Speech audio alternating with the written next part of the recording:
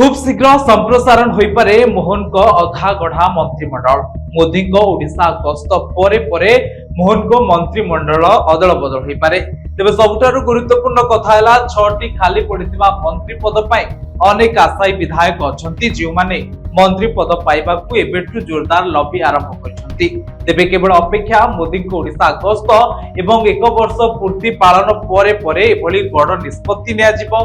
6टी मंत्री पद को पूरण करा जिबा सहित किछि मंत्री को बाद मध्य दिया जिवो जे मानक रिपोर्ट कार्ड रे संतुष्ट नहांती मुख्यमंत्री मोहन चरण माझी। तेबे संपूर्ण तमाम तर्जमा परे एभली कठोर निष्पत्ति नेबे मोहन चरण माझी। जो विभाग रे अधिक विभाग नै मंत्री माने अछंती सेमानंकु हल्का करी अन्य विधायक मानंकु मंत्री करी मंत्रिमंडल पुनर्गठन करबा निष्पत्ति नै। तेबे केमती रहिबो ए प्रोसेस देखंतु ए स्पेशल रिपोर्ट। कोडिये ओडिशा आसीबे प्रधानमंत्री मोहन को प्रधानमंत्री देबे मार्क। मोदी जीवा परे हेबो मंत्रिमंडल संप्रसारण। राज्य में बीजेपी सरकार निजर प्रथम वर्ष पूरण कर सारिछि। आउ 1 वर्षर उत्सव हेबो। उत्सव रे जोगदे राज्यवासी को 1 वर्ष पूर्तिर अभिनंदन जणाइबे प्रधानमंत्री नरेंद्र मोदी। अधा घड़ा मंत्रिमंडल सह निजर 1 वर्षर सफलता पालन करिबो बीजेपी सरकार। आउ मोदी को निजर 1 वर्षर रिपोर्ट कार्ड प्रदान करिबे मुख्यमंत्री मोहन माझी। कौन काम होइछि ताकू टेक्निक तर्जमा करिबे नरेंद्र मोदी। आउ मोदी को प्रत्यावर्तन परे मंत्रिमंडल संप्रसारण करा जाय बोली चर्चा हेउछि। राज्य सरकार को मंत्री माने सेमानकर वार्षिक रिपोर्ट कार्ड मुख्यमंत्री को प्रदान कर सारिछंती। सही आधार रे केउ माने मंत्रिमंडल स्थान बजाय रखिबे और केउ माने बाद पड़िबे ताहा मुख्यमंत्री स्थिर करिबे। वर्तमान 6टी गुरुत्वपूर्ण विभाग रो मंत्री पद खाली पड़िछि। आउ सही मंत्री पद पूरण करबाकू प्रस्तुत हेउछंती मुख्यमंत्री।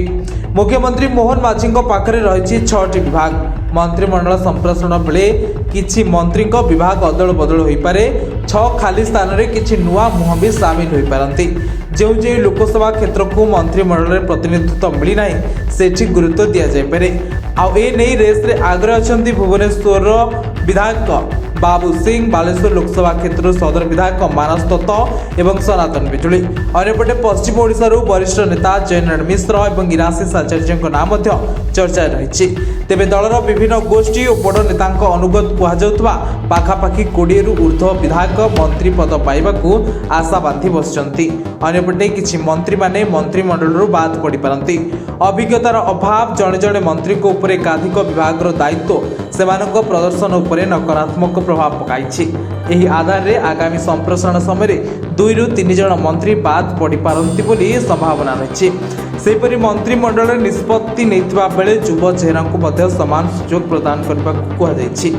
मंत्रिमंडल बाद पड़ता वरिष्ठ नेता को निगम बोर्ड और अन्य सरकारी प्रतिष्ठान ने थैथान कर संतुष्ट कर चेष्टा कर आलोचना होछि। तेबे केउ मानकु मंत्रिमंडल आउट करी काहाकू इन करूछंती ताहा मोदी को गस्त पर स्पष्ट हेबो।